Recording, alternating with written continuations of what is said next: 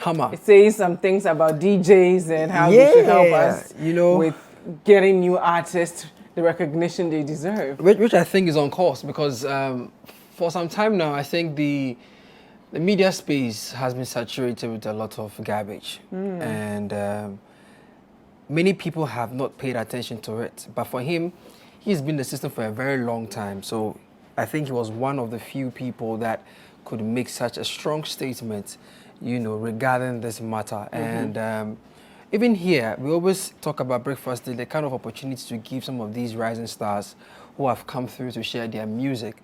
And you wonder why they are not out there. And that's because people who have become gatekeepers or people who have become taste makers of the songs we listen to have not given them the opportunity.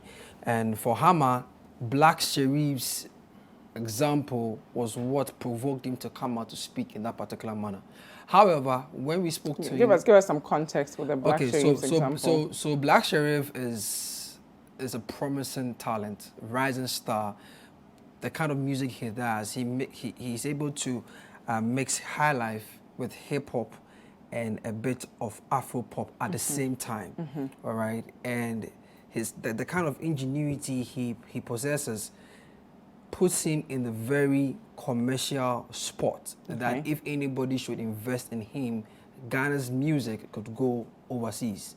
However, he's been in the hiding for a very long time until, according to Hammer, Chris Wado called him about Black Sherif, that he has this young man who is doing so well. He's been in the business for a while, 2 years now, but he's not getting the limelight. What should he do right? Because at this moment, they don't know what to do because they've tried to push him. And that was why Hammer was provoked to come out and say, why is this guy not getting the same priority we are giving Kwame Eugene?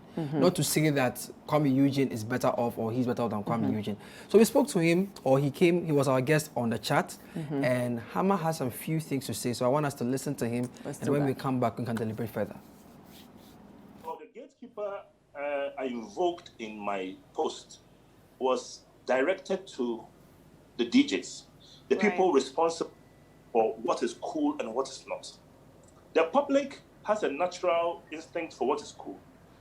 But these artists only, if you depend on social media, then the biggest songs are going to come from the obviously Sarkodie and Medical and the rest, because these people have the biggest following. So we can't limit it to the following of these artists. If we limit it to the following of these artists, the ones without following, the brand new artists who are coming out, who don't have the right following or the mass following, are going to be left out. So who caters for those? It was always the DJs who made people like Richie and people like D Black, these executives, spot a potential. So if the DJs don't do their work, because in the States, there was a DJ who came to the A&Rs and said, look, I have this new tape, this new boy, he's the biggest, he's going to be the biggest. Then the A&R takes that tape to Def Jam and says, look, there's a new buzz on the streets, this guy is about to blow. So it was always the DJs who made sure the record labels didn't have to look too hard and make it happen. So my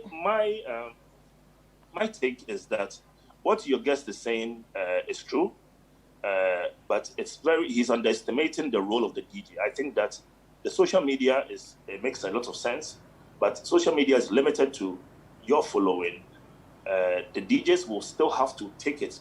Even when the Kumerica craze came, the social media started it, but it was the DJs who broke it out with the playlist everywhere, make sure that it was mainstream. Because mainstream, no matter what you think, mainstream is for the DJs. DJs, because a blogger can break an artist out. Yeah. Because the output of watching, you're reading. You can't get anything from reading about an artist. You can't get anything from TV interviews. So it's not about the media. It's not about the media, because the media, the TV stations will accommodate these artists when they have finally reached the level they have to reach. But giving a brand new artist the opportunity to have an interview on City TV won't change the artist, won't make him bigger. They need to hear the music. It's the music, repetitively. They need to hear the music over and over again. So this fire is not for TV stations. It's not for bloggers. It's not for radio, interviews and stuff like that. It's for play, frequent play of the right people's songs. And that will change these boys' lives.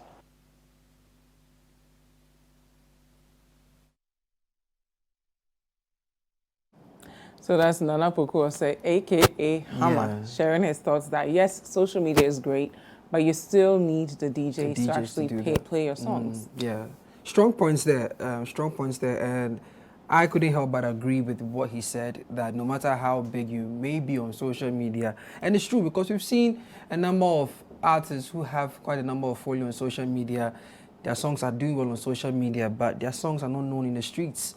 And you wonder why, especially when nominations for music awards come out. For example, when Kojo Q's album wasn't nominated for Best Album. Which album is this one? For My Brothers Only. For My Brothers Only. Yeah, when it wasn't nominated for Best Album, I think last year at the VGMAs, eyebrows were raised. They're like, what's going on? You mean 2 years ago? Because that one came out in 2019. 2019. So the year in review in 2020. Yeah, it wasn't selected. Even he could even get a nomination for songwriter because that album is a masterpiece. Still is a masterpiece, regardless of what time you listen to it. So it makes you wonder where the problem is. So is it that we've been able to, we've gotten to a point where we are building a culture of establishing social media stars, or we are ignoring the fact that these DJs also need to play a vital role in pushing their music further to the locals in the country. So I think we need to look back at the drawing board again. DJs need to help artists. Artists also need to because I think because of the whole digital media space, artists feel like they are way too big to go see the DJs to play their songs. Sometimes the DJs might also take advantage of the artists. Which is the Payola, that's also the whole a reality that some of them have to deal with. If you're an up-and-coming artist, you won't have the money to sort out every single DJ you meet. We need to also get to a point where DJs play songs because the songs are great. Instead of just thinking of their own pockets. Yeah, and I think Kojo Q and even Walasi, they've carved a niche for themselves. That's right. They are more into especially Kojo Q, in the conscious music space. Yes. And globally, that's not really a space that's commercialized. Yes. It's a group of people that listen to that music. It's not the kind of music that you would, be like playing at the club. You get me? not saying those are bad, but there are other people who should be in there. I think of, I'm trying to, I don't want to mimic him, you go ahead. no, it's always like, if you mimic, I can help you out. Okay. Do you know the person? Do you know who I'm talking about? With the dreadlocks. You mean Akan? Pure Akan? No. Are you talking about Akan? No. What are you talking about?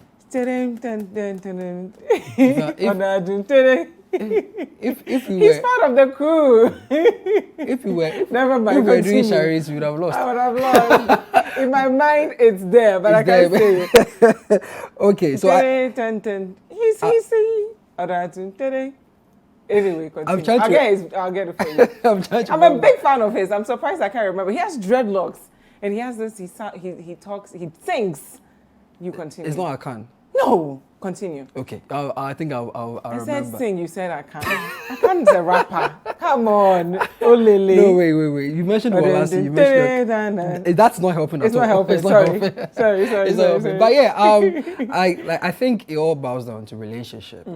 How you relate to the DJ, or how you relate to these people who have become, influencers in the space. Black Sherif was fortunate to have someone like Chris Wilder make a call to Hammer.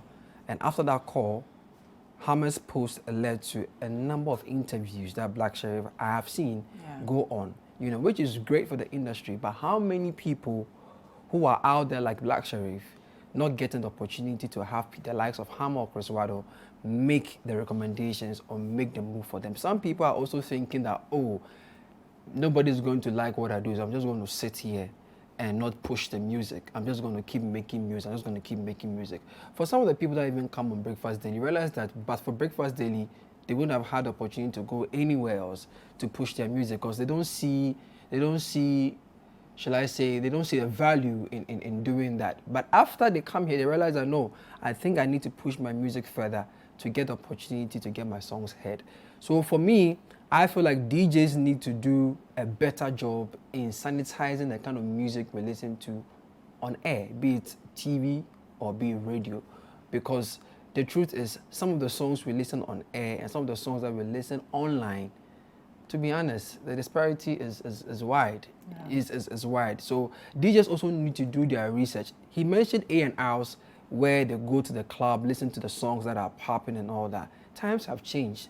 Songs are now being put online. I think DJs need to go to the Herculean task of listening to good music and bringing it to the public at the least level. I completely agree. And where do they even start from? Like, should we perhaps have like an online portal where it's easy to see underground artists? Where do you even go? mean, you look at a website like SoundCloud. SoundCloud was known for that. Yeah. You know, where you have independent underground artists put their songs there, you know, and I'm saying this personally because even for me, when we are looking for artists who are coming on Breakfast Daily, that was where we used to get our artists. You know, you listen to the sound, you listen to what they can create and so on and so forth.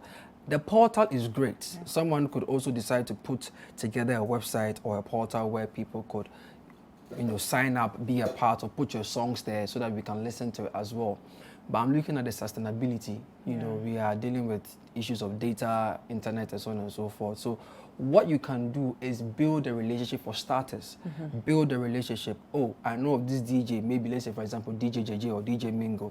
Come to them, share your music with them. If it's good, they'll tell you. If it's not good and it's not worth airtime play, they'll tell you. Then you go back and do your homework. And also don't be, what's the word? Don't be offended when your song is played to a DJ and DJ tells you, oh, it's not that great. It's not great. You know, Hama says something that wasn't captured, that DJs are trained to hear music or hear sounds that are going to be celebrated or have commercial value. So if you bring your sound and they tell you that, Charlie, this one might not be of commercial value, do something else. Don't be offended. Just go and do your homework.